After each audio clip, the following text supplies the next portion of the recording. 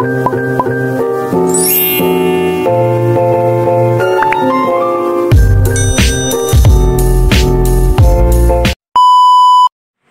teman-teman, kembali lagi sama aku Nalita Stefani dari kelas 2022B. Nah, di video kali ini aku akan membahas tentang Akanta Jepang. Dilihat dari pertumbuhan kebudayaan Indonesia, zaman Jepang adalah penampakan pengalaman hidup dengan berbagai penderitaan sehingga memungkinkan keragaman dan kedewasaan sastra kemudian. Pengarah macam-macam sikap para bangsawan kita menerima kedatangan Jepang. Sikap itu dapat diketahui dari sastra yang mereka hasilkan, walaupun sebenarnya belum tentu apa yang ada dalam karya sastra tersebut benar-benar mencerminkan seluruh pribadinya. Satu hal kiranya perlu dicatat dalam hubungannya dengan situasi sastra di masa Jepang, yaitu perkembangan bahasa Indonesia. Pada waktu itu, bahasa Indonesia mengalami kemajuan yang amat pesat. Bangsa Belanda dilarang oleh Jepang, sedangkan bahasa Jepang yang dicoba untuk segera diajarkan secara luas kepada bangsa kita belum banyak dikuasai. Akibatnya, bahasa Indonesia secara langsung dipergunakan dalam segala bentuk perhubungan. Karakteristik sastra di masa Jepang. Umumnya, sastra tersiar pada masa itu tidak terlepas dari unsur tendens, yaitu tendens membantu para Jepang membalansar. Tendens itu begitu jelas sehingga merubah sifat propaganda. Kemudian, sastra tersiar yang tidak mengandung tendens umumnya mengatakan maksudnya dalam bentuk simbolik atau bersifat pelarian dan realitas. Selanjutnya, sastra tersimpan umumnya berupa sastra kritik yang berisi kecaman dengan sindiran terhadap ketidakadilan yang terdapat dalam masyarakat.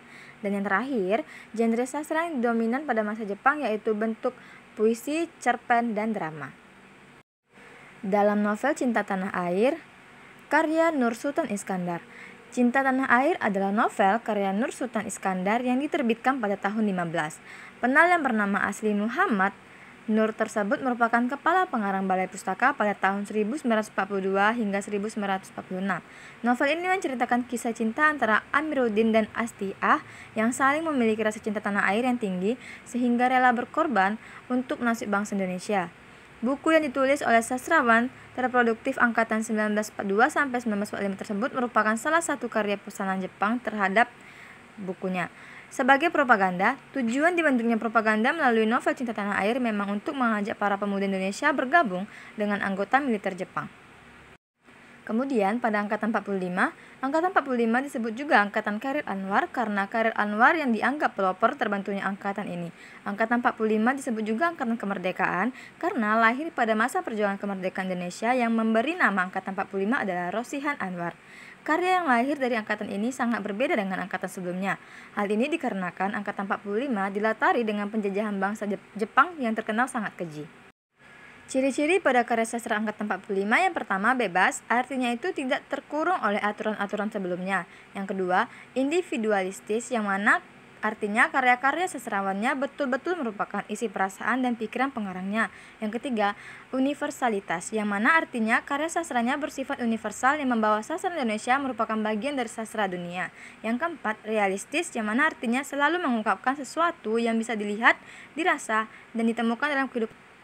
Dan yang terakhir, futuristik artinya karya sastranya berpandangan pada masa depan dan selalu membawa hal-hal baru serta berusaha memajukan pemikiran yang baru bagi masyarakat luar.